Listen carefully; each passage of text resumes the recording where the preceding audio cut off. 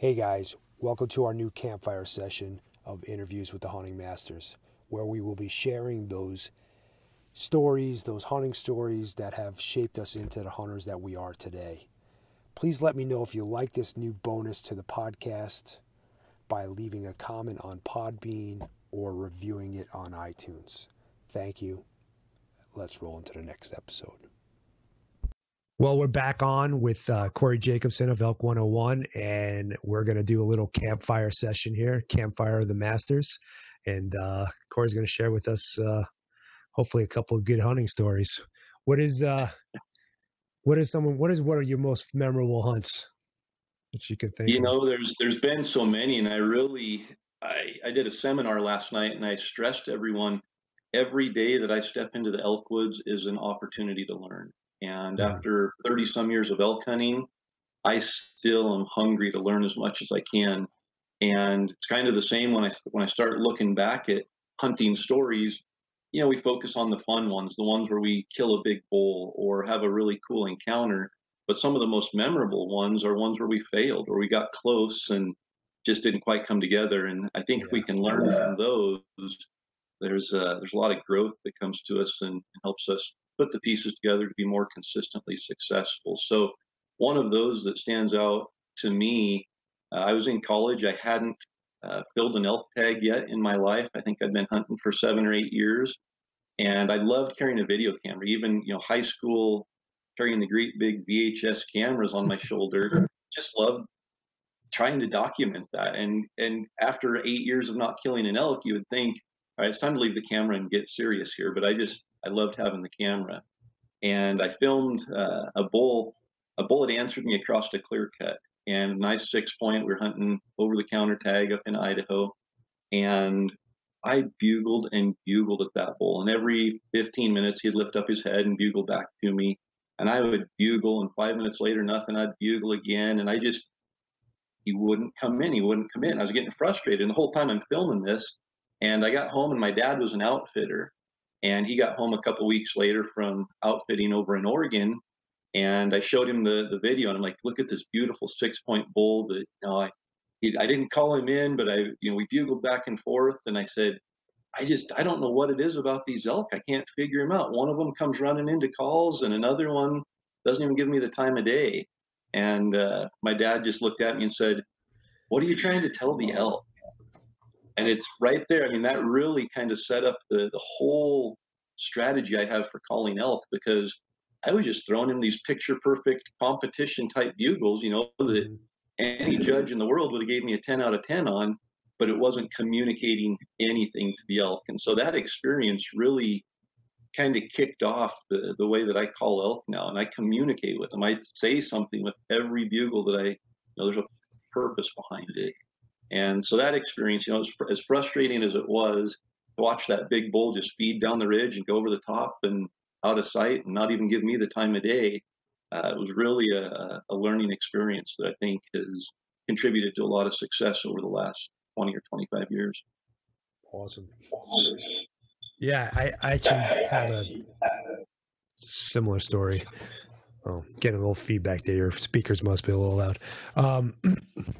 Yeah, I think the very, very first time, and the difference is I didn't know that I learned it until years later. I went elk hunting, and I had just moved to Arizona, so it's like 25 years ago. Yeah, maybe a little more, 26 years ago, something like that. And my Uncle Joe drew an elk tag, and I picked up a Primo's video, like one of their old VHS one. I don't even know. I'm pretty sure that was a Primo's that I can remember. And how to call and this and that. And it was a cassette tape. It wasn't even a video. It was a cassette tape. But I was listening to cassette, and I was practicing in my truck. And I'm like, all right, Uncle Joe, let's go out there. Let's go. Let's see if we can go find one. And I was just throwing every damn call I learned on the cassette tape at him. I didn't know what the hell I was saying. And and I finally did something right. And I think it really was what I figured out was later on, it was the succession of how I did it. like how you said you start off with a cow call, and then you immediately hit them with, and I basically did just that. And it wasn't until I had a conversation, and I don't know if it was with you or it was with, no, because it was several years ago, and I think you and I started talking just maybe a couple, 2, 3 years ago. But anyway, so I did that. I made the cow call, and I didn't mean to, but I cut him off with a bugle because I started bugling when I was already about to start bugling when he started bugling, and I cut him off, and he came in on a string, and my uncle shot him. And I was like, all right, I'm the man, first time out the box. And, but then it was many years later when I figured out, I was like, because I went on so many other hunts and I tried doing the same things and I didn't get it to work for me, that I found out was because I just happened to time it perfectly that when he started bugling, I cut him off with my bugle, and that got him pissed off enough that he came in and, had to come see what the hell I was or what whatever it was. So that was pretty cool. Yeah. That was I think we cool. do learn, from trial and error, and when we can put the pieces together and recognize what's working or what isn't working, there's a lot of growth that happens even in just one experience like that. And sometimes it takes looking back after 5 years, and it's like, okay, this just worked again, and I did something similar 5 years ago. There must be something to this, and replicating that. I think that's what sets the guys who are consistently successful apart, is that they're able to realize those things and start recalling back on what worked, when it worked, and how it worked, and being able to just constantly look for those situations and apply those, those pieces of the puzzle. Yeah. So. Yeah, and for me, it was a similar thing. I've elk hunted my whole life, but until 12 years ago or so, I couldn't explain what I did or how I did it. And Jay Scott actually interviewed me for an article he was writing, and made me kind of stop and think about, he's asking these questions about what do you do in this situation and how do you handle this? And as I started analyzing each of those, I realized there is an actual formula or a strategy that I use just about every time. And it really helped me at least identify and define what that was. Yeah, that's awesome. So we heard about one of your most memorable hunts. And I would imagine this is memorable too, but I'm going to reword it. I want to hear about your most outrageous hunt. There's something that you were just like, I can't believe this happened. I mean, I don't know if it's the biggest bull you ever shot or just the situation. Just give me one of those like super exciting, Totally. hunts that you'll never forget. Yeah, and there's a bunch of them, and some of them are close calls, some of them are successful hunts. But the one that comes to mind, I think, that was kind of not meant to be, but turned out to be, was a few years ago in Idaho. And it was a year that I drew the Arizona tag. And so I was focusing more on my hunting partner, Donnie. And at that point, Donnie had not killed an elk yet. He'd been hunting elk for 17 years. And I had drawn an Arizona tag, and he was going to go and film that. So I said, we're going to focus on you in Idaho.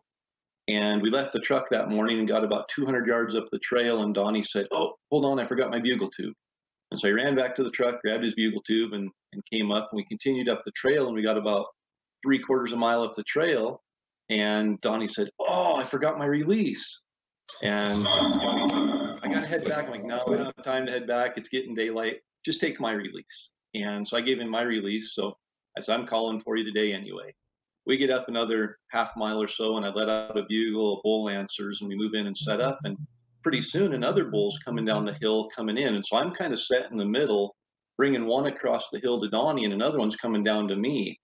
And the bull above me got about 100 yards, and my bow's sitting 10 yards over on the ground. I got my backpack off, and I'm just, playing choir director here, trying to bring a bull into Donnie. And I realize this bull above is coming straight to me, and Donnie's set up below me, and he's not going to have any chance at that one. So the bull gets about 100 yards, and I realize I've got to go pick up my bow at least. I pick up my bow, and I don't have a release on. And I'm thinking to myself, if this bull gets inside 20 yards, I know I can shoot fingers well enough inside 20 yards to be effective. And so I put an arrow on, and I'm just more kind of just preparing for just in case the bull comes in close. And like Murphy would direct it, Bull got to 40 yards, and the last tree between me and him, he walked behind it. So I come to full draw with fingers, and Oof. I'm kind of anchoring in there, looking, okay, my peeps here, pins are here, arrows here, and just settling in there. And the bull walked into about 8 yards and stood frontal and bugled right in my face, just 8 yards looking right through me. And I shot him frontal. And as I shot, I cow called, and he turned 10 yards from me and stood there looking at me, blood just pouring out, and fell over right there in front of me, just 10 yards away, fell over. And that's probably the one hunt that I didn't have a camera, I didn't have anything, and that's one I've always said, I wish I would have had a camera for that hunt, because it was pretty incredible. That would have went viral on YouTube for sure. Yeah.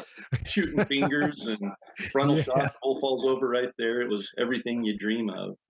Oh man, and that's nuts. To follow up on that story, we went out, I think it was the next evening, and had a bull bugling, got down there, and we kind of busted the herd out. And so I just ran through the thick brush bugling, trying to act like a pretty aggressive bull. And Donnie was right there by my side, and I'm kind of just standing there waiting to see what happens next. You can hear elk down 100 yards down the hill, and all of a sudden I see him come to full draw, and about 15 yards in front of me I see antlers come up. And awesome. He shot his first 6-point bull right there with me standing over his shoulder. And to be able to share that after 17 years of hunting elk with a bow, and then crazy. It was pretty awesome. Man, that's some bad luck to have a hunt 17 years without getting one. That's definitely lower than the average. Especially with friends like you. Well, that was the first year we actually started hunting together. So okay. He hunted 17 years before that, just kind of on his own, just self-taught pretty much, and going out each season and doing the same things over and over. Yeah. Yeah. I think guys really need to start. If you're having the same outcome year after year, definitely look at what you're doing, and maybe it's Something's time to change. Yeah. Yeah. I mean, I'm always constantly adapting, sometimes a little bit too much, you overthink things, but it's funny. My father-in-law did that forget the release thing, not with a bull though. This was with a mule deer. And, he hadn't shot one yet, and ever. So he's 60, I don't know, I think he was 62 or 3 at the time. And I stalk him into this buck, and I get in there, and somebody had it was so close to the road. There was like a little cutout off the highway. It was kind of like a drainage, and somebody had thrown pumpkins there. I think they were shooting at these pumpkins or something. So it was, they were from like Thanksgiving or whatever. And, it was December now, and they had thrown these pumpkins, and these deer, I could see they were heading straight for them. I didn't know the pumpkins were there at the time, but they were going straight down. I'm like, listen, we're going to cut them off. We get to this perfect spot. We get to about 40 yards, and I don't have my bow. I'm like basically walking him in, like I'm grabbing him by the shirt. I'm like, come on, we got to go here. We got to go here. We get to the spot, and he goes to reach down, and he's like, oh, I don't have my release. Missed. The buck stood there for 4 shots, missed, trying to shoot fingers. Oh man. So yeah, and it's funny because at that point I said to myself, that's never going to happen to me. One, I always put an extra release in my pack so that doesn't happen. But if I was ever, I practiced, I learned how to shoot, and I could shoot down the shaft of the arrow, because I feel like if I try to shoot using my pins, not going to work. If I shoot down the shaft of the arrow, just like I shoot my recurve or my longbow, fingers, I could do it okay. Like you said, 25 yards. Yeah. I mean, down the shaft of the arrow, 25 yards is, dead on. But yeah. So yeah, it's crazy. That release story has happened to a lot of guys, man. A lot of guys I talk to tell me. It's been, 10 years since that happened. And I still, when we get out of the truck and start off the trail, I still ask Donnie, hey, do you have your release? And yeah, it's to the point now where he rolls his eyes like, yes, I have my release, but just one of those stories you never forget. Yeah. I can't say I've done it before. I've, myself, but hey, I've always ended up figuring that out before I was actually stalking a buck. Yeah.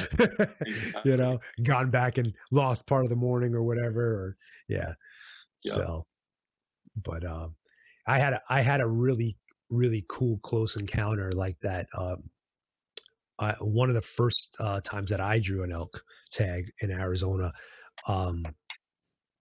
I was just walking along the top of this bench, and I was just giving a little cow call every once in a while, and all of a sudden, a bull bugles underneath me, and I'm like, oh, cool, crazy. But I didn't have a bull tag, I was just kind of, trying to sound like a calf, I was trying to look for cows. And so I'm just walking along this ridge, and then, like I said, the bull bugles below me. And so I'm like, you know what? I'm going to sit right here. I just sat down and made another little cow call. I'm like, maybe this bull has cows with him. I don't know. We'll see. I didn't know what the hell I was doing. This is like 20 years ago. I'm like, okay. So sure enough, like within minutes, I see Rack coming through the trees. I'm like, oh shit, here he comes.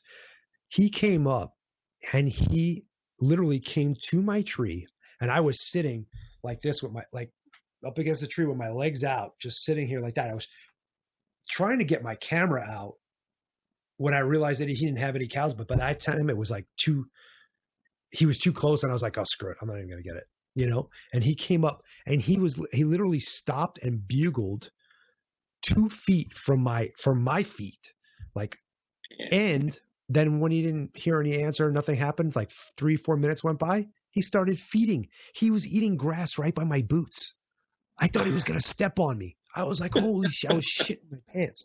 I was like, I can't believe this is happening.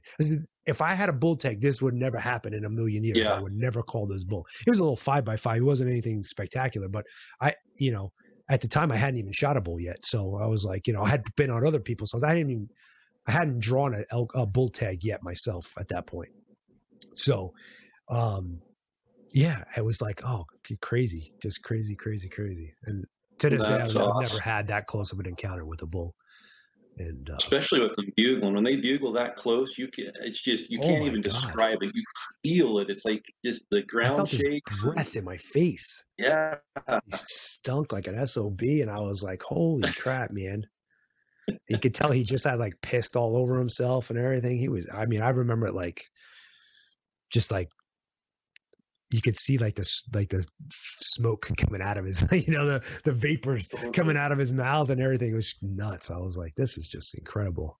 It would have been really cool if I would have got the camera out in time, but yeah, it would have. Yeah. So cool, man. You got any other really cool experiences you want to share with us before we jump off? Donnie's story, that was his first elk. And I've just, with my kids now hunting, being able to share those experiences with them just seems to magnify it, especially if it's their first time. My son shot his first elk with a bow last year. Awesome. And just being able to share that with him and to relive that just raw excitement and passion that sometimes, we've been doing it so long, we still get excited. But then when you see a 13-year-old shoot their first elk with a bow and walk up on it and turn around and look at you like this just really happened. Those are experiences you can't replace, and just they're far better than any experience I've had on my own to be able to share that with someone like that. Sweet. What's that? Did you have your son call up Donnie and rub it in his face? I'm 13 and I got my first bull. Well, we talk quite frequently because my son last year he shot his first bull with a bow, but he'd killed 2 with a rifle before that. Oh wow! He's hunted a total of 4 days for elk and killed 3 elk. So I keep telling him the odds are going to catch up with him. He's not going to be able to continue that success, and it's going to hurt a little more for him. Must be nice to have Corey Jacobsen as a dad. And yeah, there's definitely, when you hunt with somebody experienced, that contributes. But he's just one of those kids that gets it. Just to watch him, and we filmed everything last year, and so we had a camera over his shoulder, and half of us as adults, with the camera over our shoulder, that's enough to make us nervous and mess up an elk hunt. Mm-hmm. But he stayed cool as a cucumber. The bull came in, he's ranging stuff. Bull comes in, turns to leave, he draws back. His shot execution was just rock solid. Shot, made a perfect shot. The bull went 120 yards and was dead. Beautiful. Capturing all that on film to be able to have for years, to be able to relive that was pretty awesome. Amazing. What if you don't mind me asking, what is he shooting for arrow setup and bow setup at 13 Yeah, so that he can kill a bull with? yeah, it's a great question because when he was 11, Idaho changed the law so that youth could hunt big game at 10. Mm-hmm. And I wasn't prepared for it. He wasn't prepared for it. We thought we had till he was 12. And I told him forever, you have to be shooting 45 pounds out of a bow to hunt elk. And he got to 42 and was begging me, please let me hunt elk this year when he was 11. And I wouldn't do it. And the law in Idaho is 40 pounds, and 40 is, sufficient. But I don't want him to have a bad experience with his first elk of sticking it and just not getting penetration and losing it. Mm-hmm. And so I made him shoot 45 and then really closely monitored his shooting throughout the summer. He shot a ton. And so the first year that he could hunt with a bow, he was hunting with 45 pounds, but I told him he couldn't shoot past 30 yards. That was his absolute max. 30 and a half was out of the question. And last year he was up to, I think he was shooting 48, 49 pounds. He's shooting, I think his arrow's 370 grains, 365 grains, somewhere in there. So, definitely on the lighter side for an adult, but out of 45 pounds, it's probably about as heavy as you're going to get.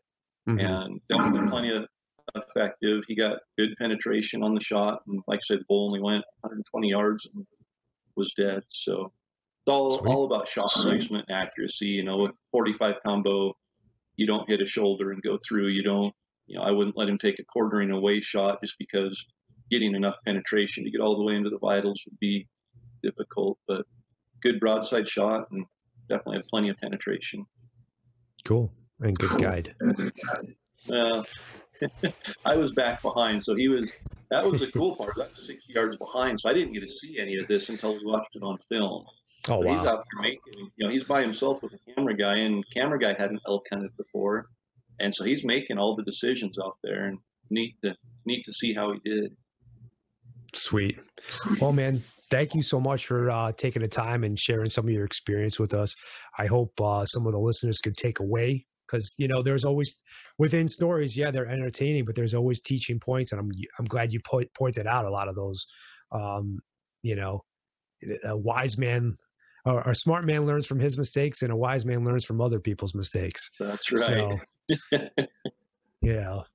Awesome. Well, it's always fun to have you on, and I wish you good luck this season, and hope to hear some good things. And next year, maybe we'll have some other good podcast stories to talk about. New stories to share for sure. And I appreciate you having me on. It's always fun. Awesome. Have a good one. All right. Thanks, John.